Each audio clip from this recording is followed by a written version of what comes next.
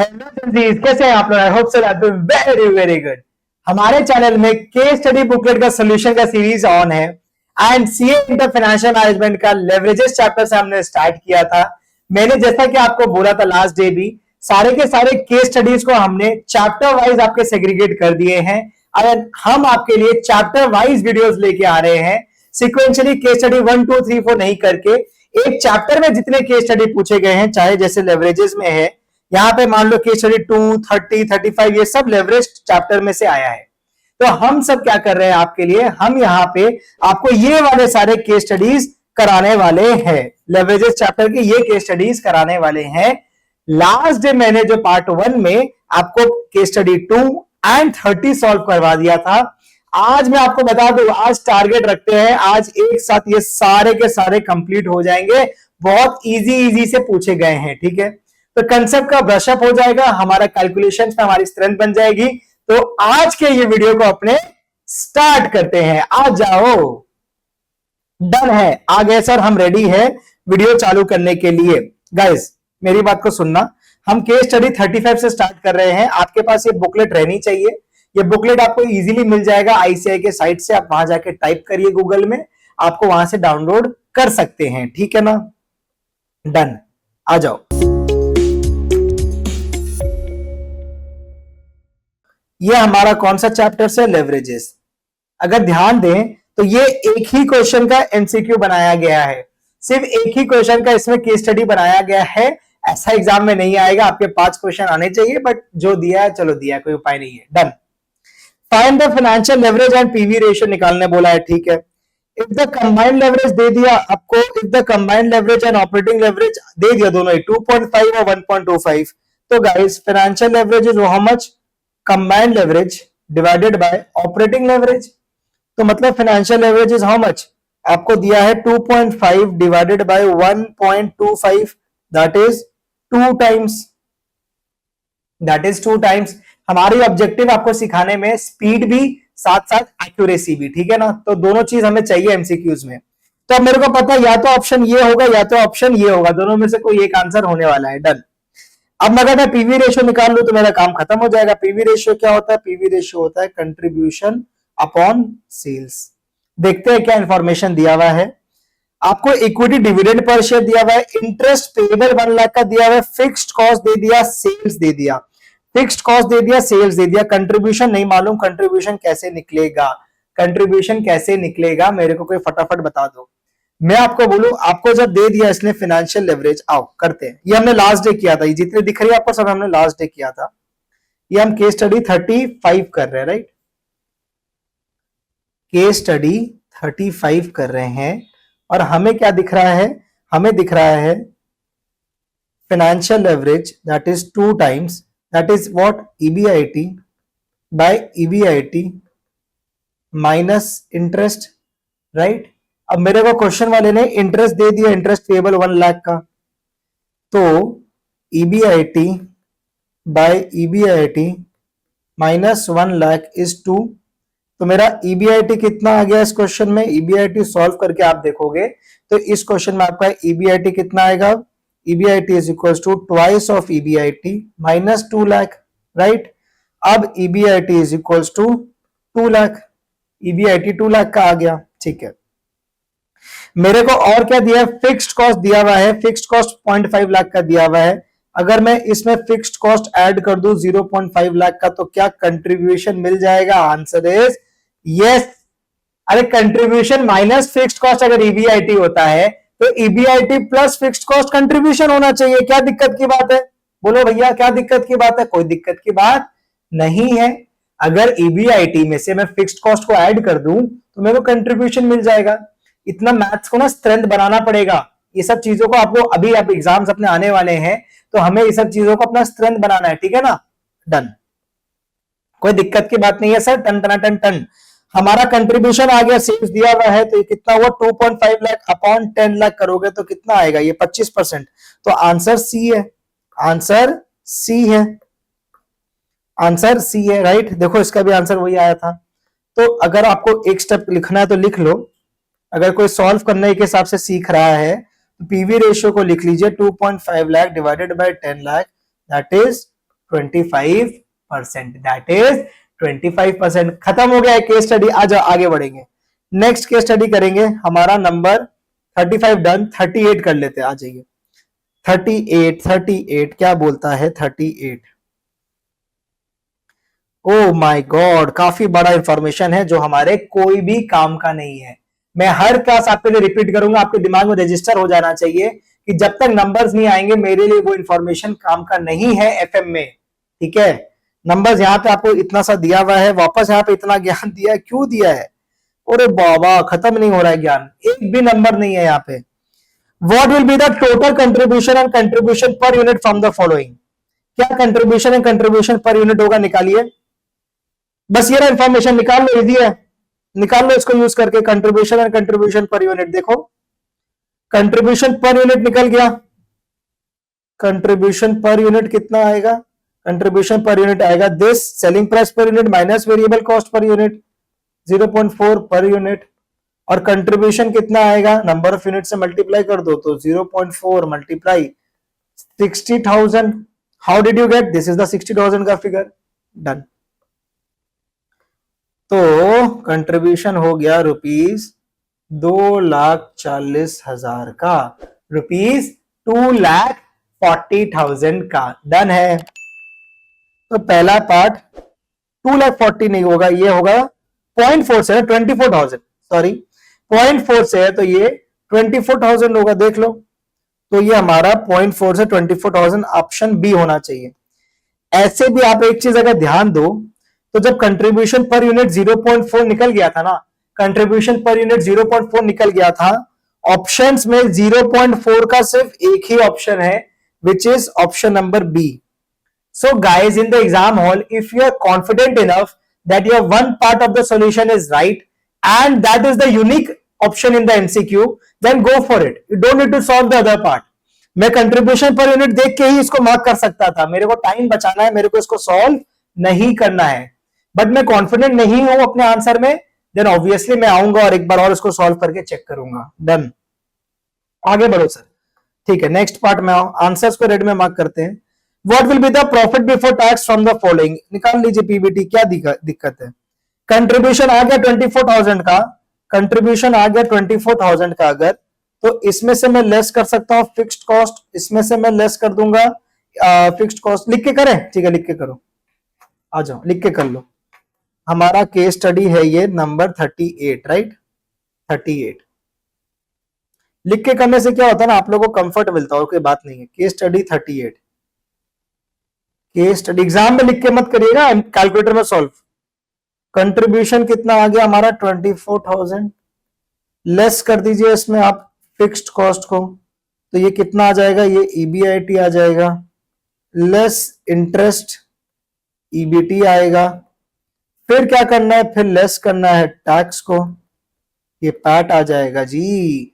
ओहो, हमें निकालना क्या था, भूल गया, पीबीटी निकालना था, तो दरकार ही नहीं है पैट का, और आसान। चलो 7,000 का फिक्स्ड कॉस्ट माइनस कर दो, इंटरेस्ट 4,000 का दिया हुआ माइनस कर दो, तो ये 7,000 माइनस करो तो ये आएगा 17,000, ये 4,000 का माइनस करो तो ये आ गया 13,000। ये 13,000 ही तो मेरा आंसर है, ये 13,000 आंसर है। रिस्पेक्टफुली लिखो सर। ओके, रिस्पेक्टफुली लिख दिया, 13,000 मेरा आंसर आ गया।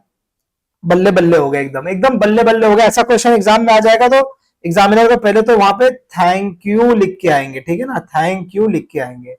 मजाक कर रहा हूं, ठीक है, ऐसा मत लिखना, बट हाँ ऐसा क्वेश्चन एग्जाम में आ जाए तो और क्या चाहिए। सच बोलूं तो एग्जाम में ऐसा नहीं आएगा, थोड़ा सा आप डिफिकल्ट या इससे बेटर स्टैंडर्ड का वर्ड यूज करूं तो वो ये वैसा पेपर आने की संभावना ज्यादा है, ठीक है। What will be the degree of operating leverage from the following? अब भैया अब हमारा सब आ गया, अब आप मेरे को बताइए ना क्या लेना है आपको। कंट्रीब्यूशन है मेरे पास, कंट्रीब्यूशन है मेरे पास, ईबीआईटी है, तो निकालो ऑपरेटिंग लेवरेज, क्या दिक्कत है? Operating leverage is contribution. ओ कंट्रीब्यूशन लिख दे भाई, आजा इसको सॉल्व कर दो, तो कितना होगा? 24,000 में डिवाइड करो 17,000, कितना होता है? 24 बाय, कैलकुलेटर में भी ना 24/17 करिएगा, 24,000/17,000 नहीं करने का दरकार पड़ता है। 1.41 done. Next what will be the DFL, DFL निकाल लो, कितना इजी है जी, डीएफएल निकालने बोल रहे, निकाल दीजिए उसके लिए। ईबीआईटी बाय ईबीटी चाहिए डीएफएल के लिए, क्या चाहिए, ईबीआईटी बाय ईबीटी। मैं रफ में सॉल्व कर रहा हूं आपको स्पीड दिखाने के लिए। 17,000 बाय 13,000। कोई लिख के भी करना चाहे वो भी लिख सकता है, कोई स्पीड में करना चाहे तो रफ के जैसे भी कर सकता है, तो दोनों का काम हो जाएगा। मैंने कोई बीच का रास्ता लेने का कोशिश किया, ठीक है ना। 1.31 ये आएगा कितना, ये आएगा 1.31, निकाल दो, डन। फिर लास्ट पार्ट कंबाइंड लेवरेज पूछ रहा तो दे दे भाई, operating leverage into financial leverage कर दो भाई, आ जाओ। मतलब 1.41 इंटू 1.31, 1.41 इंटू 1.31 करिए 1.85, 1.85। So this was really very easy and simple. I don't think so ऐसे क्वेश्चन एग्जाम में आपके आएंगे, neither in your MCQs nor in your descriptive area. So you should expect a better quality question.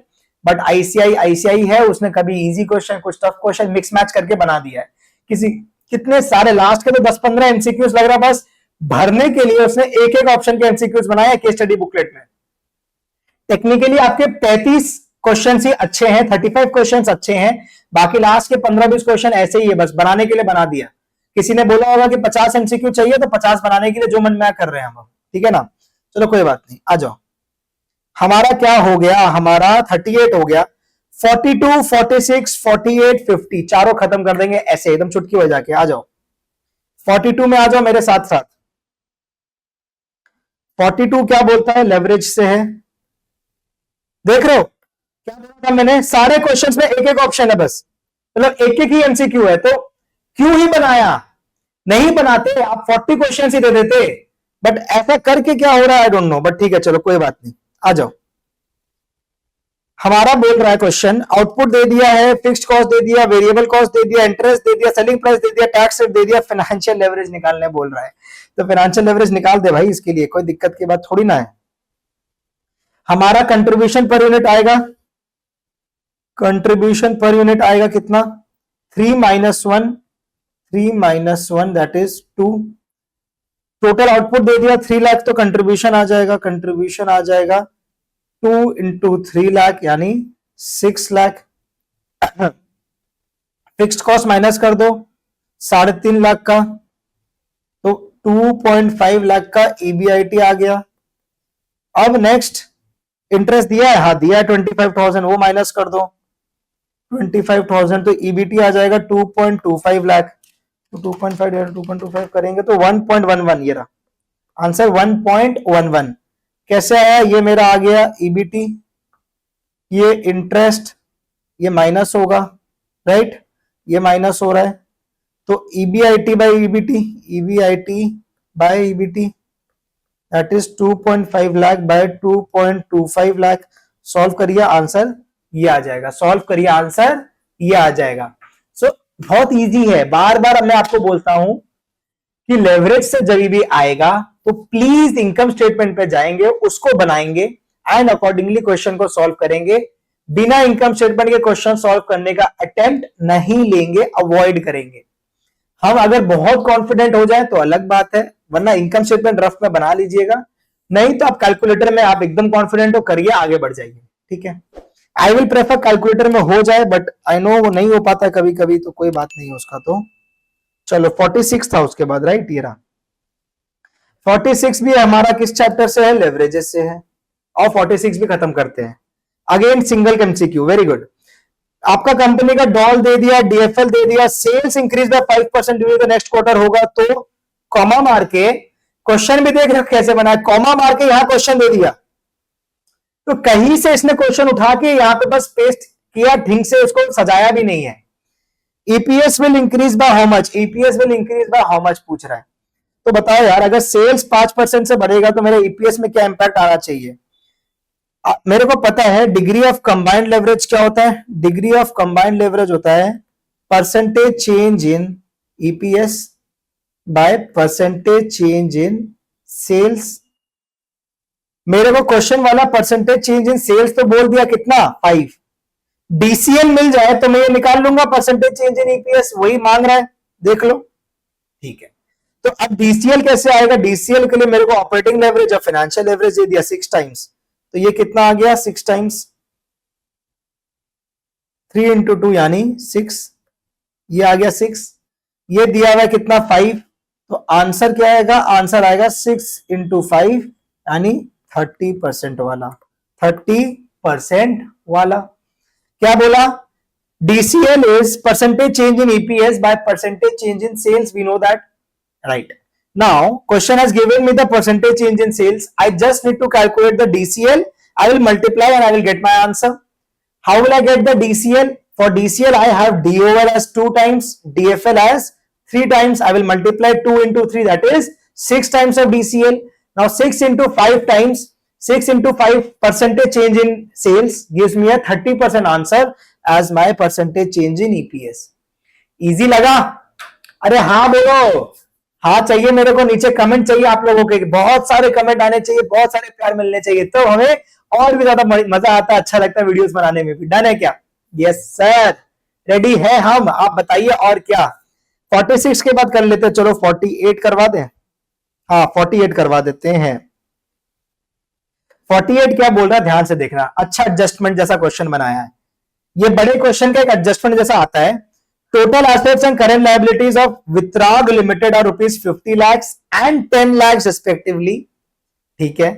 Full stop देने के बाद ROCE is 15%। मैं तो भूल गया ROCE क्या होता है, कोई मेरे को नीचे कमेंट करके याद दे रहा हो ना, ROCE क्या होता है? ROCE होता था EBIT by capital employed, EBIT by capital employed.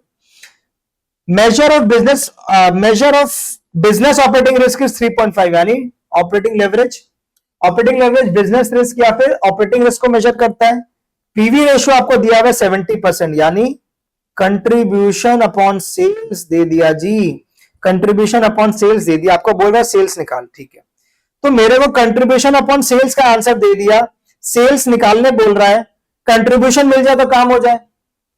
अब कंट्रीब्यूशन के लिए आपको ROCE दे दिया, ऑपरेटिंग लेवरेज दे दिया। Operating leverage contribution by EBIT होता है, हाँ कंट्रीब्यूशन तो चाहिए ही, EBIT काश मेरे को मिल जाए तो मैं कंट्रीब्यूशन निकाल लूंगा।